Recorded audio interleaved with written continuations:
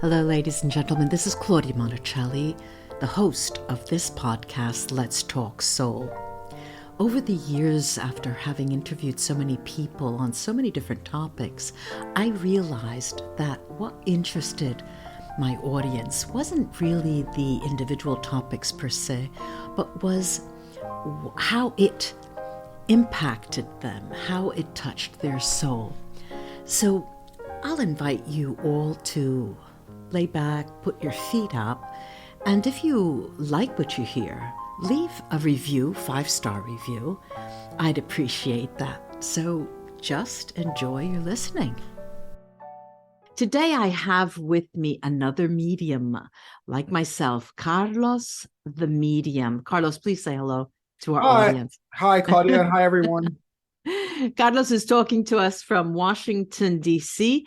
Let me tell you a little bit about him.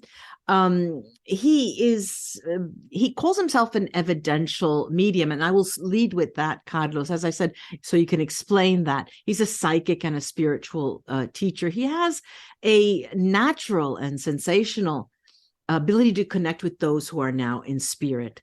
And besides being known as a medium for helping his clients obtain healing closure, he's also a person who provides life direction to many who seek his services using his psychic and intuitive abilities.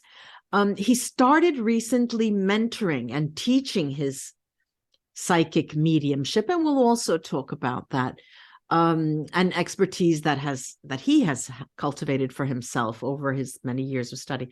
So when he was a young boy in his early 20s, I'm sure this would be better coming out of your mouth, Carlos, but Sure. let me give you this anyway.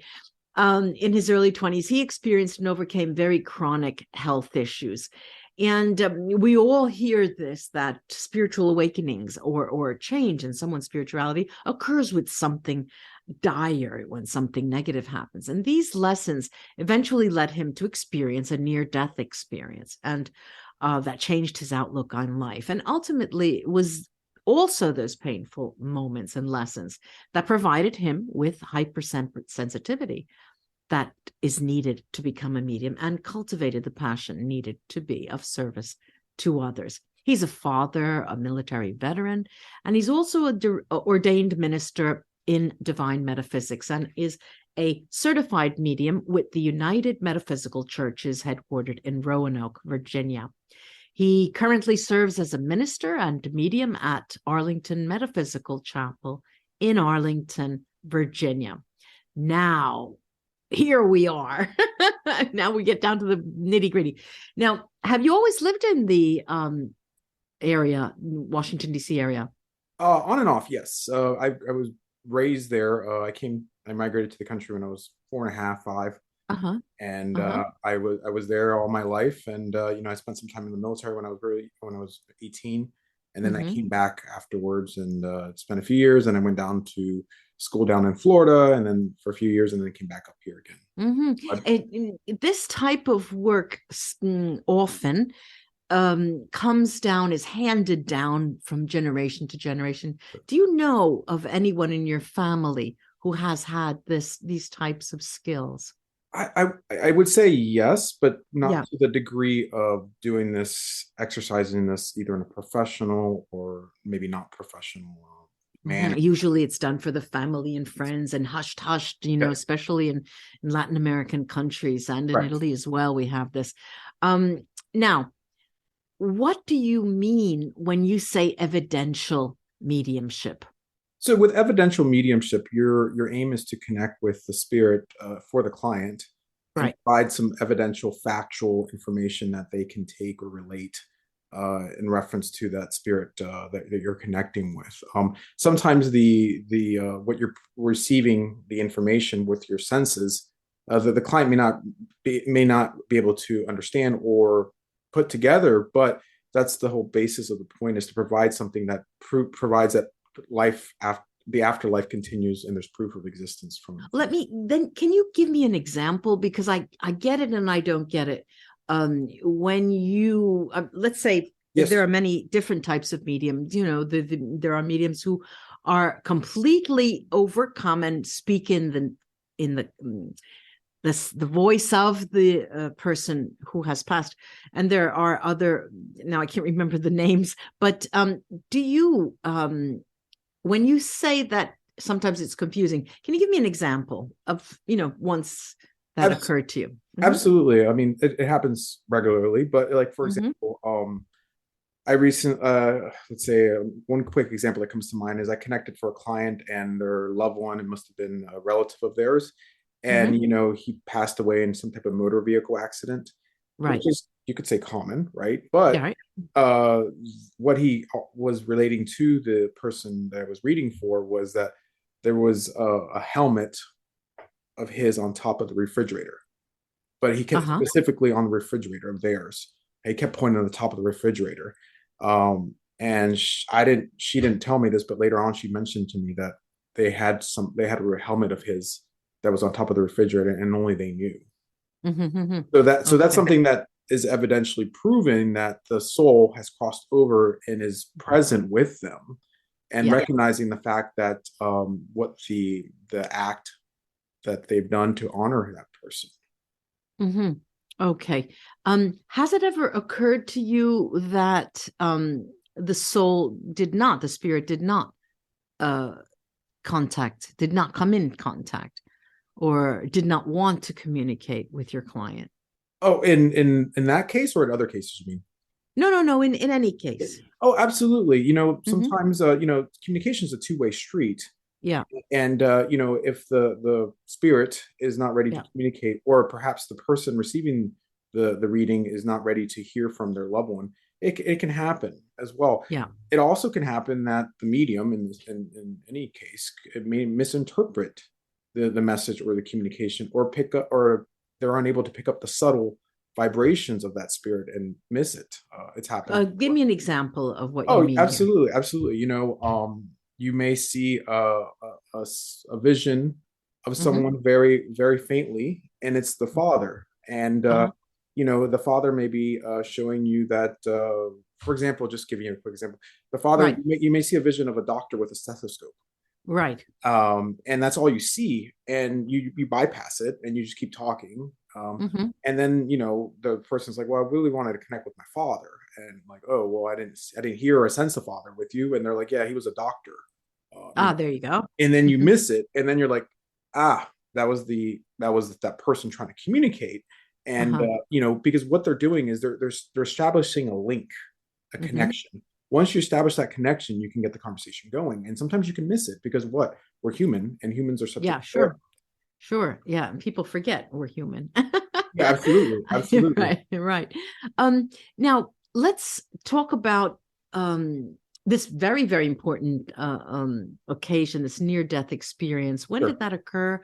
And what was the context? This would have happened in 2006, let's say late Yeah, 2006, if I can yeah. refresh my memory. Uh-huh. um, I Mm-hmm. was going through, I was having a lot of fatigue and tiredness and just brain fog, and I didn't know what was causing Were you this. still in the military then? No, I was not. Uh-huh. I was not. And I was going through all that, and Mm-hmm. uh, the doctors were trying to figure things out, but they couldn't figure things out. And I Yeah, basically I was driving in a yeah, car, yeah, and all of a sudden my heart started racing rapidly, very fast. And yeah. as my heart started racing very fast, I noticed that I no longer was in my physical body, present Mm-hmm. body. And all of a sudden I ended up somewhere that was a pitch black place. Mm-hmm. And as I was there, I was freaking out because I'm not in my physical body, and I thought I was in the process of someone called dying. Mm-hmm. And as I was in that place, physical or other place, I had a vision, but kind of like a screen come up, a reel of all the different life events in my life that were, I Mm-hmm. guess, important and connected me Yeah. to my family. And as I saw that, it went really, really quick. And I had this sense of profound love around me, Mm-hmm. and I felt this interconnected feeling with my loved ones that were living and past, Mm-hmm. and especially with those that were I saw in the reel of visions, or Yeah. in that Mm-hmm. film, if you will. And Yeah. as I felt that and I saw that, I just felt how valued I was from this presence in this Yeah. experience. Yeah. Yeah. And one thing that was very chilling was Hmm. that as this was occurring, I heard a voice, and it said, that it wasn't time yet, and Uh-huh. that there were still other things that needed to be done. Um, Yeah. Yeah. and As you were talking, you made me think you're a father, correct? yes, I You am. have children? Yes, One, two, how many? one, How one, many? one. Okay. And it made me think of well, they live in the family, and Sure, obviously you're their father, and sure, obviously this is a big part of your life. sure. And I'm well, how old are they? Do you They're mind sharing? 21. Okay, so they're adults, Yes, and they have say been able to judge for themselves or decide for themselves right. what religious path or spiritual Sure. path they would like to. Because I was thinking, do you share with them your work and what you do? I do. They know what I do professionally, Yeah, and spiritually, if you will. yeah. I don't share the ins and outs of. Oh, of course not. No, I mean, but they do know Yes, what in any way do you think? I'm curious because I'm a third generation, right. and it was never shared with me until Sure, after my parents passed. I found out, sure. and I would have liked to know. It would have been nice Right. for me to have known when they were alive, but in this case, would uh, do you feel that they could understand? Or they would be able to um I don't want to say accept, but appreciate. Yes, I believe so. Anything that is done with good intentions radiates good intentions out there, and Yeah, the work speaks for itself. yeah. And that being said, you know, I feel my family is very proud of what I'm doing, Uh-huh. and Hmm. I share the good progress I've made and over the years of starting from scratch and Yeah, and following my calling, and yeah, they appreciate the work I am doing, and I don't know if they can relate or completely yeah, yeah, understand, yeah. but I think there's a inner feeling like, oh, that's pretty cool, Okay, so there is some kind of support you yeah, have. That's that's pretty good. cool. That's That's unique. good. It's different, but Yeah, it's unique. yeah, yeah, yeah. Oh, his dad. Oh, his dad. Right, right, right.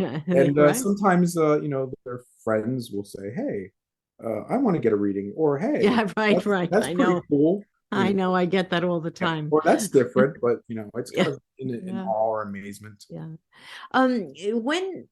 When people talk of near-death experience or some form of accident or an Sure, illness, usually around that there is talk of spiritual awakening. sure. What's that? What does that mean for you? Spiritual awakening?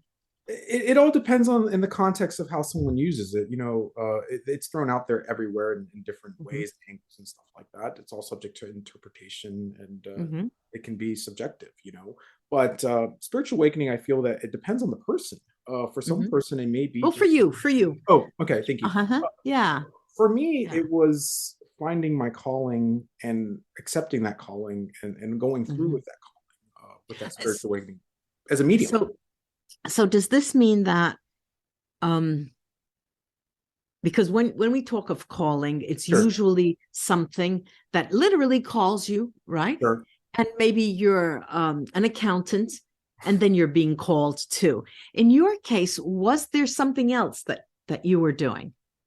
At the time, you could say I was working in the military arena, and this was completely different to me. I had no clue or even insight that I would get into something that is into the paranormal or the holistic industry. So this was a divine calling for me, and to answer it.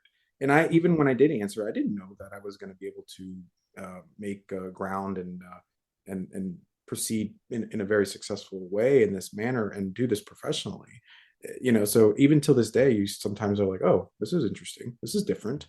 So Mhm. following that calling is following your heart. And, Mhm. there are ups and downs because the universe is dualistic in the journey. So metaphysically there. So it's been very much a interesting ride and Hmm. a unique path of unfoldment. Everyone unfolds differently, but for me, this was the best way I can explain to you is once I got into those shoes of doing this Yeah. work, Yeah. the unfoldment, the journey, it's like a natural feeling. It's like something Yeah. I Yeah. knew, something Yeah. that's part of me, and Hmm. that's perhaps why the progress has been not smooth at all times, but in the Hmm. sense Sure. that there's Sure. been Well, significant headway. there's people like us, I mean, mediums do get a bad rap. Of course, Everyone is always testing. sure, of course, People always want to test. And of they course, always want some kind of results. Now, sure. in this case, have you ever felt, there's this notion of the imposter syndrome. Have you ever doubted yourself to the point of thinking, well, did I really hear that? Or was that, did I make that up? Or could it have been? Because some of the things that come up are so preposterous that there Sure, are unbelievable. sure. Has that ever happened to you? I believe I of course to have that sense of questioning oneself is to be human. Right. As well as the left brain, the analytical, logical side is part of our existence. And there's two hemispheres to the brain, right? And so it Hmm. does. You do question yourself at times. Did I hear that? Did I sense that? Is this Yeah. something that is just as is this me or is this spirit or is this the Right. person's Sure. energy? And I feel that over time with experience, Hmm. your trajectory in soaking up and how you connect with spirit, and that will help you in discerning the energies Hmm. and being able to pick up those discrete subtleties of Hmm. how spirit communicates. And as that happens, you gain confidence, and with Yeah. confidence comes mastery. And mastery doesn't Hmm. occur in a year or two. No, of Takes course not. it takes a No. lifetime. Yeah. And it- When people come to you in your even in my introduction of you, sure, you mentioned that people come to contact their loved ones who have passed to get sure, emotional closure. sure, I'm finding in my work sure, of that's true. Obviously, that is true. course, But another part of the work is that their loved ones are being contacted so they could suggest to them, they ask them what they should do. For example, sure, um, I have a bit of money right. and this offer has been presented for me to purchase a house. There are two options. What do you give me? So it's sort of like fortune telling, asking the spirit to has that does that happen to you? Well, people will ask certain questions in regards to the trajectories of their future, if you will. Right. And that being said, the onus is ultimately on the person. Right. Sure. Yeah, the onus is ultimately on the person of what decisions they choose to make with their present life. That Yeah. being said, spirit's not going to take away the free Yeah. will or the Of course. Of the course. independent thinking and actions Yeah. of the Yeah. person. To do Yeah. so would be spirit interfering with one's life karma Right, and right. purpose. And what ultimately comes out in my work is that they will not even respond Of course, because I mean, we're human and we're here, we're incarnated to be able to experience emotions, and emotions are both positive and negative. Yes, I lost all my money, but look, I won the lottery. So I mean, there is, so this is interesting. Now, you did say that, or I said in my presentation of you sure. that you have started mentoring. Um, can you talk a little bit about that? How that comes about and how you structured this mentoring process? Yes, it's been one of the addition. It's been the cherry on top of the mediumship Mm, journey because I've been good. able to coach young aspiring mediums, Only young? young, middle age, older as well. But in a sense, when I say young, is those that are not as well seasoned or just they're beginning to take the first few steps. Okay, I see. And that being said, it's been very interesting to work with people. But where have I taken that? Where how I put together the curriculum and different things of that nature. I've created online classes, Yeah. and I provide them through Zoom, and to coach people and to help them understand mediumship and this type of work from a more practical place, but also Right.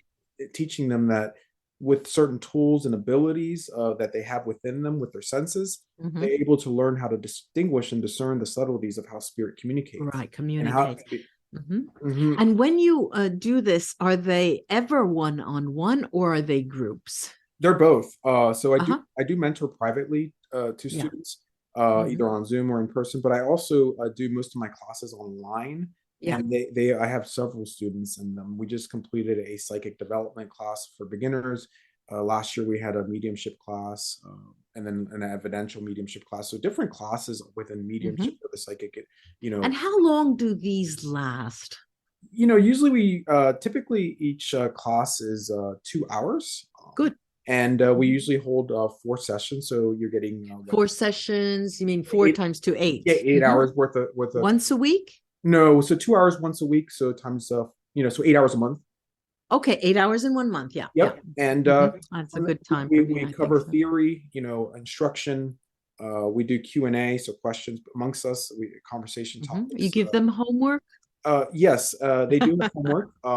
But also at the end of the final class, we work on our abilities to understand, and so they can understand what it's like to be in the energy, what it's like to Mhm. converse with spirit, and how to bring their energy up and bring it down, and Yeah. understanding the subtleties. When you mean, excuse me, Carlos, Yeah, when you say bring your energy up and bring it down, can you describe that a little more, absolutely. define it? Yeah. So when we're connecting mediumistically, we are raising the vibration within our spiritual and physical body. The chakras Yeah. are being raised; Yeah. Okay. they're vibrating and rotating at a much higher frequency because spirit resides at an infinitely high frequency, if you Hmm. will. And we are Yeah. earthbound, so we're grounded. We're earthbound. So Yeah. as we go up, we in spirit we set the intentions that creates manifestation. In Yeah. spirit lowers their vibration. We connect with them in the middle, hence the term mediumship or medium, and we make contact. So we go upwards in the chakras from the root to the crown, Yeah. and we're stimulating those chakras for communication. So we're in Yeah. a much higher state of frequency with that connection. And so Mhm. once we've established contact, we've done the reading or made the connections or grabbed the messages, we must come back down to the earth plane. So we must ground our energies again as well. So that's the Mhm. whole process of going upward and going downward. Have you ever experienced a, perhaps in the beginning, I would imagine, Sure. um, all of a sudden, you haven't thought of your psychic hygiene, let's say, I'll Sure. call it that, and all of a sudden you were hit with a load of negative energy because you come into contact with people even online, and that is very, very open. I mean, you're practically naked unless you you protect yourself. Sure. Has that Sure. ever happened to you? Where I've experienced negative energy from a Yeah. session or from Yeah, a yeah, spirit. from both, either clients or during the work. Yes, you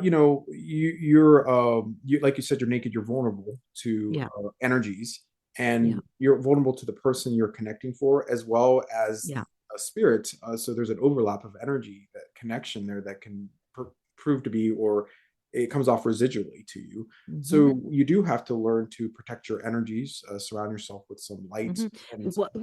How does it manifest in you when you get an onslaught of negative energy? I don't know, you're in a hurry and you forget to do your Sure, ritualistic clearing or sure. protection and grounding. How do you know after the call is over, the session is over, the class is over? What do you what occurs to you that oh dear, I've done it again? I feel that when it does happen, and Hmm. it's seldom, but when it does, Hmm. you just feel very fatigued and worn out. You also may feel that you're picking up residually maybe the fears or other things of that spirit, or of not the spirit per se, but more the client. And so you may say, "Oh, do I really think this way? No, I don't think this way. This is not my way Yeah, of thinking." yeah. No form of physical danger, like you start falling or No, some kind of strange thing. Yeah. no, Okay. no. That's good. That's No, very good. absolutely, absolutely. Yeah. Let's talk about haunted places, Okay. because when you talk about mediumship, it's always in relation to being in the middle of, a human, and you're straddling the both worlds. Correct. Haunted places. I do work with places, properties, businesses, and clear them. What is your experience with haunted places? Well, each experience is very unique in itself. Fascinating. Right, absolutely. And one of the things I've experienced when I've gone to a haunted place is a lot of times those spirits are earthbound. They do not. They do not want to leave the earth realm. They've crossed over from physical into spirit, but they're earthbound. And them being earthbound, they can be very stubborn. Yeah. And they are sometimes very possessive of a certain area or belongings, or even territorial in that aspect. One of the keys to realize is you obviously have to protect yourself with intention, and whatnot. But when you bring through love and good vibrations, it uplifts the vibration in that space. You can use sage, but it's also very it's not inside sage. Sage is an outside. Right. It's what you decide to bring to the table with your spiritual abilities, and where you're coming from within the heart, that raises the vibration in that space. And as you communicate with the possibly an earthbound spirit there, they may not understand that what they are actually doing, and that they're very confused. There's a lot of confusion there. And when people, I'm not sure if this is the way it happens to you, people would contact me saying, look, I've had a negative experience in this location. I had to leave the premises. I would like to go back, but can you please control it for me? Or can you clear it for me? And this, like yourself, I do it in person and at a distance. But when you find, I don't want to use the word infested, but it's the best word that comes to my mind. What is because it's a question I don't even have to ask, but I will ask. Okay. When you walk into the property, it's an immediate acknowledgement of what's going on, isn't it? Right. It is. And you'll immediately feel the energy feels all of a sudden dense, heavy. Yeah. It's permeating around the room or the building.